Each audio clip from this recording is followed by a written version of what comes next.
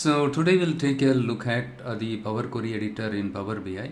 So as part of Power BI Query Editor, Power Query Editor, right? So we do data transformation.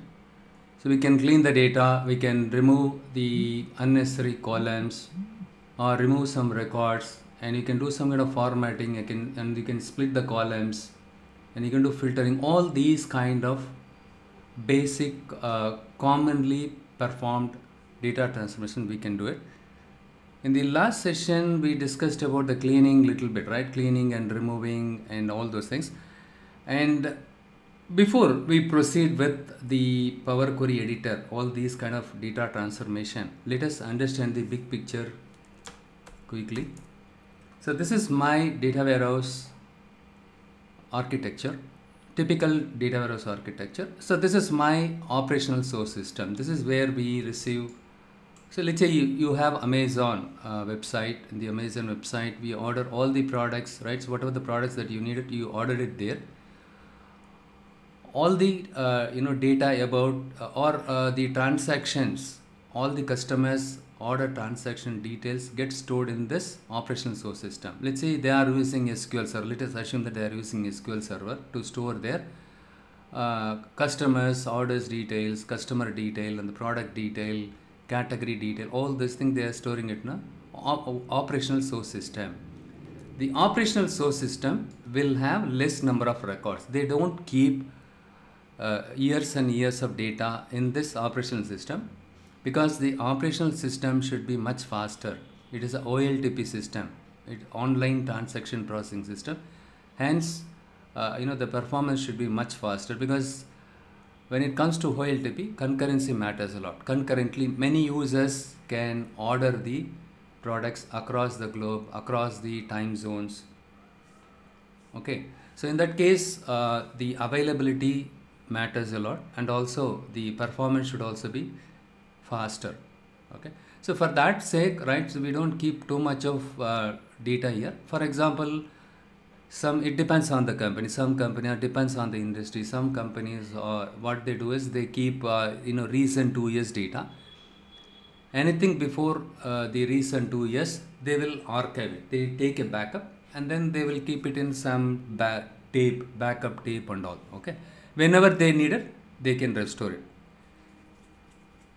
Okay, so what we do is when it comes to data warehouse, so you are a business intelligence associate. So what you do is you extract the data from the source system into a staging area. There is something called staging area. The staging area can be a file system, or it can be a database. It can be database. Okay, what we do is we extract whatever the data that are there in the OLTP system. Simply we extract it. We simply take those data, we read those data, and then store it in our staging area. It's kind of a duplicate. Okay, let's say you have a customer table. Here you have order table, order detail table, and customer information, region information. All these data are stored in different tables. All this data you are extracting it here. Okay, you are simply duplicating it here, and you are putting it here. Okay, in the staging area. Staging area, what we do is, once you have extracted all the required table data from the source system into your staging area, you do the data pre-processing. You clean the data and you merge the data from more than one table, and then what we do is we do some kind of aggregation, cleaning, data imputation, everything we do it in the staging area. In staging area, this is where we do transformation. So this is where we simply extract the data, and this is where we do the transformation. So why do we have to extract it and then we have to do the transformation in a separate area? Can't we do the transformation while extracting the data from the source system? It is not the preferable approach, because already your source system is completely overburdened. Many customers across the country, they are globe, right? So they are ordering the product with different time zones. So in that case, right, so if you while reading the data from this, if you start do some kind of joining with the 6 tables and 10 tables with huge volume of data, it will slow down your source system performance. If the system, the Amazon website performance is not good, what will happen? It leads to customers' dissatisfaction. So what we do is we take all the data, we call it as extraction. We pull all the data from these source systems, and then in the staging area only we do the data transformation. Typically this is how they do it. Okay, so and then what we see, the staging area is also called as a now, right? So we call this as a data lake, Azure data lake, right? So the data lake will contain all the raw data. Simply you pull all the tables that are required for your analysis in your staging area, and then you do the data transformation. The data transformation is, it's a memory intensive, CPU intensive processes. Okay, here we combine multiple tables, and then we do data transformation, we clean all those things, we do it here. Once the data is pre-processed, which means cleaned data, then comes the loading part. So ETL, remember, E stands for extraction, T stands for transformation, L stands for loading. So ETL. Okay, so any business intelligence guy or any data warehousing guys, when you talk to them, they use this term more frequently, ETL. So ETL is nothing but extracting the data from the heterogeneous source system and then loading into your staging area.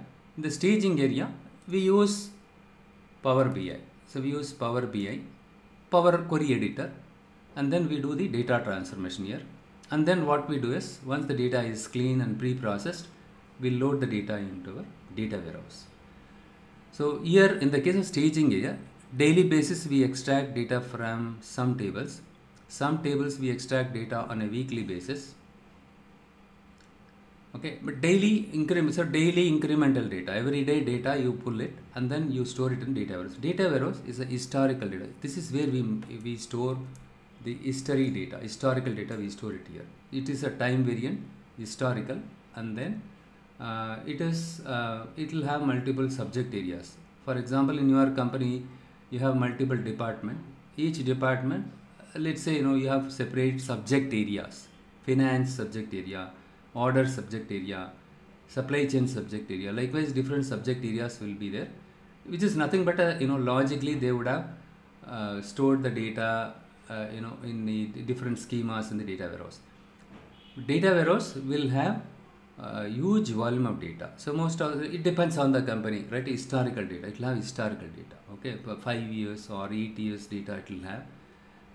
So when it comes to e-commerce and all, right, so 5 years. But when it comes to banking, they have huge volume of data because they wanted to study the customer behavior.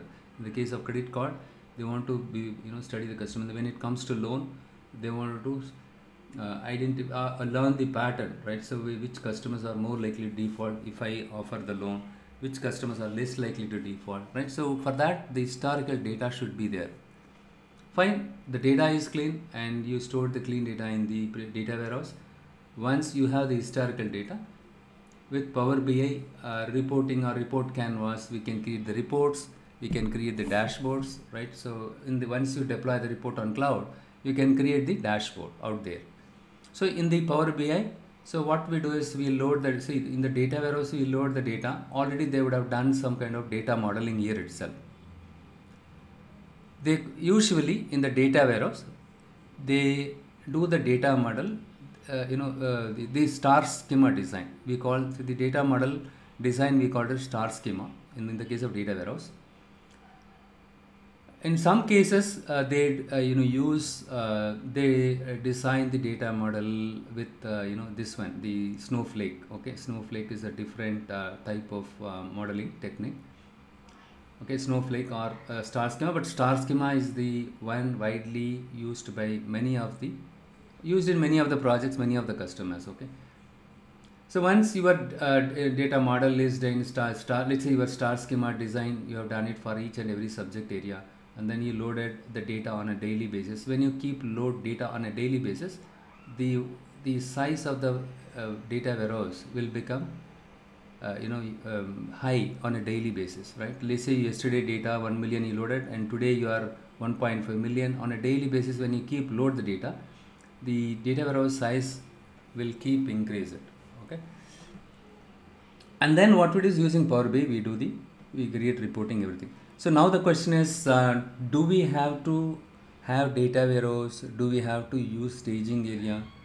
Can't we see we cannot, let's say ours is a mid-sized company, we cannot afford to set up an expensive data warehouse environment because it involves a lot of cost and time and effort. Okay, and also you need you need to hire people to monitor the database performance and take the backup of the database. It involves a lot of overhead. So in that case, you don't need all these things. You simply use your Power BI desktop. The Power BI itself, you can do the data model design, star schema design, and then what you do is we are using Power Query Editor. We clean the data, and then what we do is using the Power Pivot, we do the data model design, and then report canvas, we create the reports. So it is an option. It depends on the customer. If the customer wants the reports to be made available on time, only then, right? If they think they can make the timely decision. Not all the reports. There are some reports they want to see the report, view the report in real time, near real time, right? Based on the requirement. If they are looking for more scalable environment, then this is the typical architecture is used. So far we learned about how to extract the data from multiple source system like Dataverse, how to extract the data from Dataverse, and how to extract the data from REST API, right? Using REST API, how can you extract the data, and how to connect to SQL server, and how to load the data into Power BI, right? So we discussed about extraction and transformation, little bit we discussed, and today we will focus on the transformation, okay, data transformation. So we use Power Query. What is Power Query? Power Query is a data transformation mashup engine for doing data transformation cleaning process to your data, right? The Power Query will be our primary tool. So using the Power Query editor only, we do a lot of cleaning. We can use DAX functions also, but majority of the time when it comes to data cleaning everything, we rely on Power Query editor only. So in the Power Query editor, since few of you asked me, right, so I just go to the Power Query editor. So this is my transform data. To go to the Power Query editor, I need to click on the transform data. It will open a separate environment for your Power Query editor. This is where we do all kind of data transformation, everything. Look here, all the tables, whatever I imported here in the Power BI desktop, right? When I open the Power Query editor, all the table names, we can see it under the name of queries. Okay, so this is called your queries pane. Whatever you are saying is the queries pane, and we can see all the list of the queries that we have loaded into our Power BI desktop. And next one is the, one second, let me select something here, dim product. Okay, next on the right side we can see the query settings. Just beneath this query settings we can see properties. So we can see properties here. In the properties we can specify, rename the table name, the query name. If you want product dimension or meaningful name, if you want to give it, you can. But in general we follow this name, dim product, dimensional product. Okay, dim product. And what is dimension, what is fact, we will discuss that as part of data modeling session. Next one is just beneath this you can find the applied steps. Okay, applied steps, and whatever the transformation that you do, it will be, what are the steps that you carry out to pre-process your data, that will be recorded in sequence here. Okay, you can change the order of the steps, right? See, for example, if I want to delete a specific column, I don't need all these columns. For example, if I go to fact sales,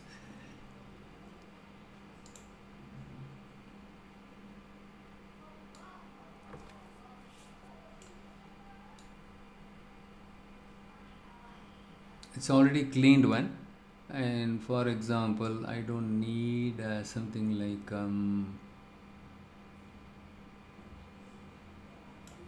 let's say I don't need list price, I just wanted to remove it. So the moment when I selected the list price column, and when I right clicked, we could see a lot of options here, right? So when I just clicked on the remove option here, this column got removed, list price column got removed. So this is a step that I carried out. This step, whatever I carried out to remove the column, right? I just right clicked it and then I removed it. But behind the scene, what happened? Just beneath the applied steps, it recorded my step. But in this case, when it comes to Power Query Editor, the Control Z will not work out. It will not work. Okay, Control Z. So rather, for example, let's say later point in time you realize, oh, I wrongly removed this column. I need this column. What you do is you can click on this cross here. When you click on this, it is like Control Z. Okay. But once you undo that thing, right, you will get back your deleted column. Now the column got restored. Okay. But again, I want the same transformation. Is there any way I can get back the previous remove? That will not be there. Okay. So once you click on this one gone. Okay. And next one is we have advanced editor. Just beneath this view ribbon, you can find something on advanced editor. Whatever transformation that we carry out, the steps that we carried. For example, if I remove a column, then those things and all will get registered. I'll just show you one more time. For example, if I right click and remove this column, and if I wanted to go to the advanced editor, all the data transformer steps, whatever you carry out here, you can on the right side under these applied steps, you can find out each and every step. Instead of saying, if I want to see specific step, right, you need to click on this one, you need to click on this one. If you want to see comprehensive, right, the entire steps that I carried out. So for example, you created new column and then you have changed the data type and then you have splitted the column, right? All these steps, whatever got registered here, right, for the corresponding M query, for all these steps, you can find it in a single place. That is what called as your advanced editor. By launching the advanced editor, we can see the M query that is automatically written on behalf of us by the Power Query Editor. Next one is the close sign apply. When you click on the file ribbon, you will find the close and apply. When we choose this option, it will close this Power Query Editor and then it will load and then it will apply, right? So while closing it, it apply all the transformation. It will remove this column, right, from the model. Okay, it will apply all the steps and then it will close the Power Query Editor. Whatever the changes, for example, here I removed a column, right? This column will be removed from your model. So what do you mean by model? This is what the model. So this is what my model.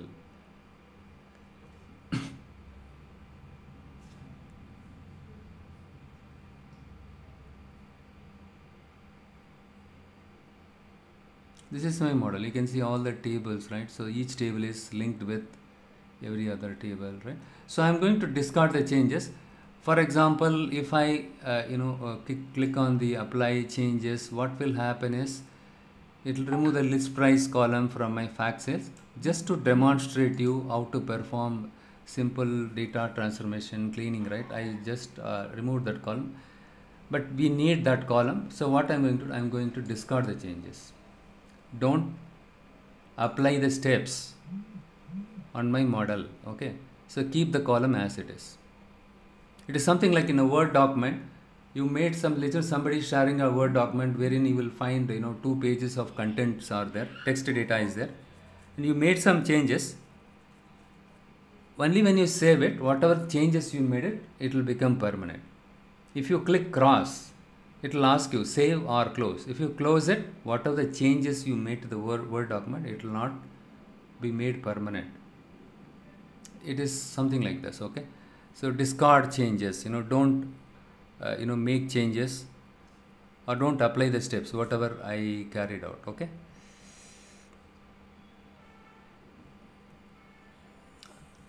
Next one is the pivoting and unpivoting. This also we already discussed. Anyhow, I will repeat one more time because a few of them they asked about the pivoting and unpivoting.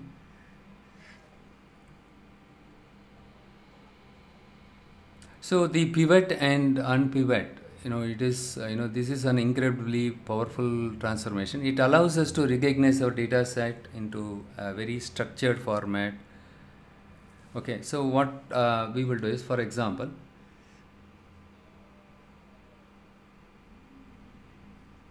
I just load this data set.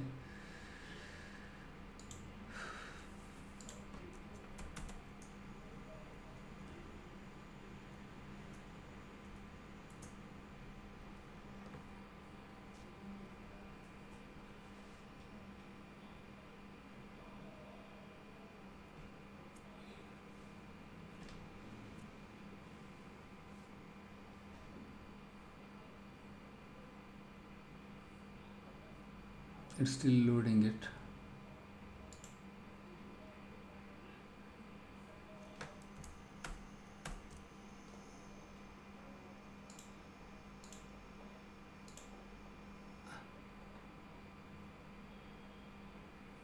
Okay, here we have two different things are there. Let's say, I'm going to load this data, yearly expense. So in the same Excel sheet, I have two tabs. The second tab, I could see that, one second.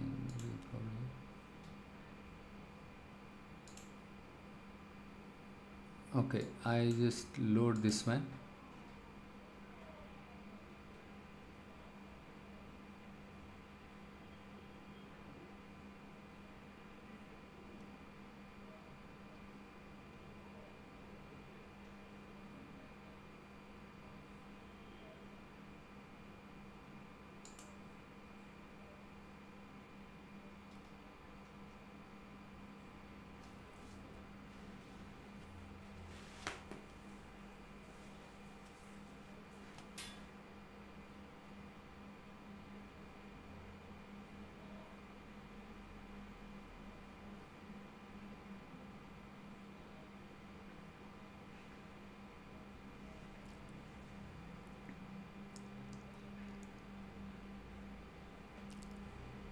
So we will do little bit cleaning here, because if you see the column header, it is not the proper column header. I just click on the transform ribbon, use first row as headers. We have something called use first row as headers. You have two options here, use first row as headers. So what I am saying is, take this row and make this row as a column header. Convert this row header into column header. You see, use first row as headers. Okay, first row data. So this is year 2020, 2021, 22. For each year, January month, what is the expenses? How much expense we incurred, and 6 months, right? 1, 2, 3, 6 months. What are the expenses? How much money we expended. That is what we can see that. And for example, right, this is a little bit difficult to interpret this one, right? A little bit difficult. So somebody wants to know, and a year, right? So something like what was the average expense we made in 2020 or 2021, right? So what is the average expense we incurred, right? Average money we expended in 2021. So in that case, right, you need to scroll towards the right and all the things you need to do it. Instead, what we do is, we have an option called pivoting, right? So pivoting, or we'll start with unpivot. Okay, we'll start with unpivot. So unpivot columns, we have three options are available. Before we see that, what I'm going to do is, I'm going to select all these months separately, one after another. I'm going to select it, all these. Okay, in one shot you can select by holding the control key. You can select all these month related columns. Next, what I'm going to do is, I'm going to click on unpivot. Look here. So here, if you see the thing, right, so for each year 2020, first month, second month, third month, right, you can see this value. and if you want to do some kind of average, you can do average also. Okay, you can do it. So if, since this format is little bit simple, right, it is pretty easier to comprehend, right? If you want to do some kind of average or something, you can do it. But what I did was unpivoting. So what is the difference between pivoting and unpivoting? Pivoting is something like converting the rows into columns. For example, if I want to convert this, I just undo this.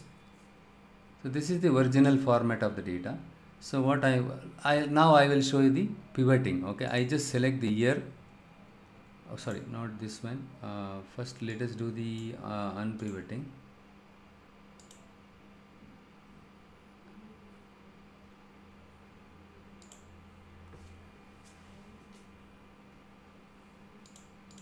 I did not select the columns properly. One second, let me just go back here and I just select all these.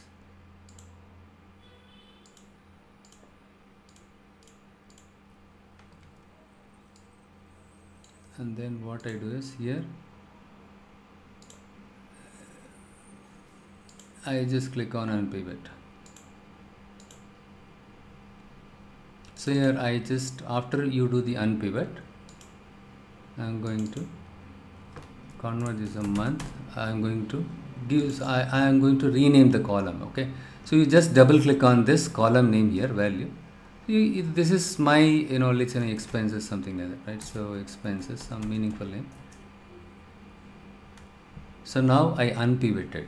Okay, let's say if I want to do pivoting, you want to see it in, you want to reshape the data. Okay, we call the reshape. I just select this column and then I just go, we have an option called pivot. So when I click on pivot, what will happen is it will ask for, I just selected here, and then if you see here, I'm going to specify the values column is expenses. Okay, I just select this one. What happens is the year, right? So 2021 were there in the rows. It converted the rows into columns. That is what called as pivoting.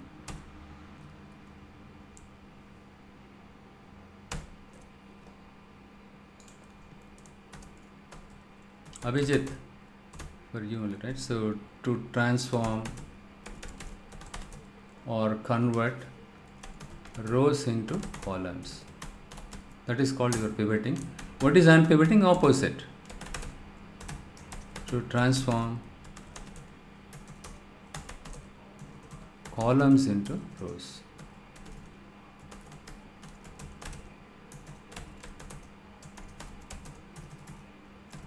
See, sometimes the management wants to view the data in different angle. Okay, so something like this, right? So we have used the year column and then we did the pivoting. So the year column, right, the year has values in the row, right? 2020, 2020, 2020 for each month. 6 month we have 2020, and for each 6 month, right, there is a corresponding year here, 2020, or for each year we have 6 month, the expenses were there. So instead of showing it in rows, here we displayed it in columns, and 2020 in first month how much we spent. So this one seems to be pretty simple, right? Instead of displaying all these 6 columns in separate columns, right? See if I do pivoting based on the month, what will happen? So 1 2 3, here it is 6, right? So let's say 12 months are there, 1 2 3, you need to scroll towards the right side and see it. It is simplified way of comprehending the data, right? So just this one give you a quick idea about right? So each month for each year how much expenses we incurred.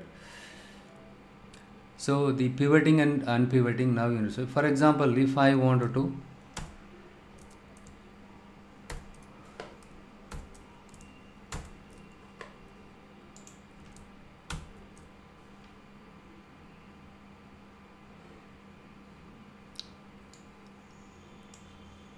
okay, what I am going to do is I am going to undo this to get back to the previous thing here. And then what I do is, instead of year, I am going to use select month now, and I do the pivoting. You can do pivoting for that also. But here you need to specify the values as the numeric value, okay? So for each year, 2020, 2021, if you want to view it this way, month wise also, right? Each row I wanted to see for each month, each year, what is the sales, right? If you want to see it, you can see it this way also. It depends on the requirement. If you want to basically rotate the data, right, you can do it this way. And we have, when I say rotate, we have something called rotate option. Here, one second.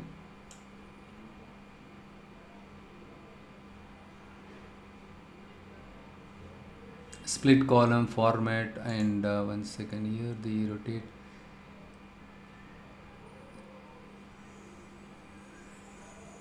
So they can give some search feature, right? So Microsoft, they give some search feature, like, where the specific transformation located, that will be helpful. See here, they have given if you want to search a column, right, you can go here and go to column. For example, if you want to see fifth column, select it, it will take you directly here. So here they have given the search option. Similarly, they can give some option to find out the transformation. For example, if I want to see rotate, something like that, right? So reverse rows, or not rotate, and reverse rows. We have something called reverse rows. Okay, before I jump in here, so hope all of you are able to understand what is pivoting and unpivoting. So now I did the unpivoting, right? So sorry, here I did the pivoting, right? Now I did the pivoting on month column. If I want to unpivot, I need to select all these columns, convert all the columns into rows, so that the 1, 2, 3 will become 1, 2, 3, 4. The columns will become rows, right? So rows into columns is your pivoting. Here in this case, we converted the rows which are nothing but the months into columns. Pivoting, we did it. So now we want to do it other way around. We want to convert the columns into rows. Fine. So this is what pivoting and unpivoting.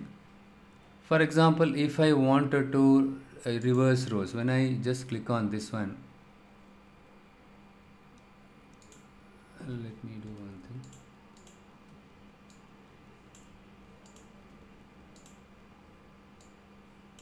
Look here, reverse rows. Reverse rows is opposite. So the first row becomes the last row, and second row, in this case, since we have only 3 records, the second row remains in the second place, and the last row becomes the first row. So reverse rows. If you want to reverse the data, right, you can do it. And then we have something called transpose option. If you want to transpose it, right, column 1, column 2, something like that. So this is probably, you need to go back to the previous state, and then you can try the transpose, right? So transpose is also similar to this one only, okay, to convert everything into columns. So for example, here if I select, let me do one thing.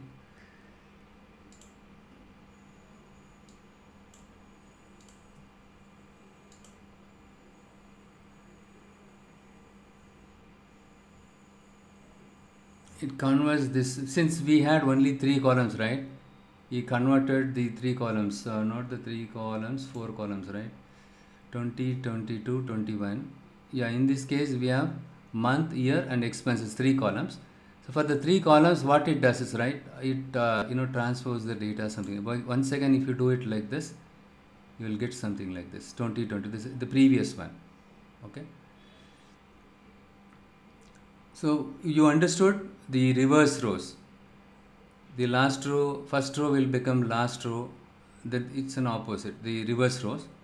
And transposes, if you want to convert, pivoting, right? So select some columns, and if you want to do some kind of pivoting, unpivoting with the transpose, you can do it. But let me do one thing.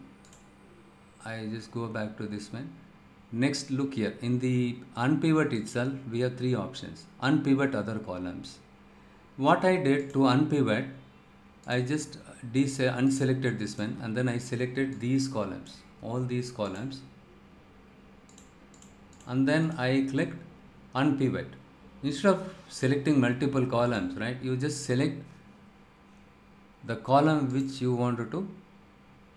You see, you have another option, right? You unpivot other column, except this column, rest of the column you unpivot it. It converted the columns into rows. Look here, 1, 2, 3, 4, 5, 6. It became rows, right? Month became rows. This is just they have given some option. Okay, whatever the option that you wanted, flexibility. They've given all the kind of flexibility.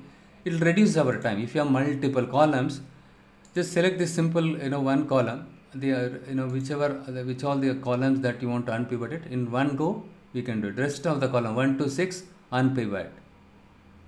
So all these month column will become a rows. Okay, 1, 2, 3, 4, 5, 6. And next one is unpivot only selected columns. I don't want to unpivot all the columns, only selected columns only I want to do it. That option you can use it. Okay. They given all these options. Depends on your requirement, you can do it, right? So you just play around with these options. All these files are available in my GitHub link. I hope all of you would have downloaded it by now, right?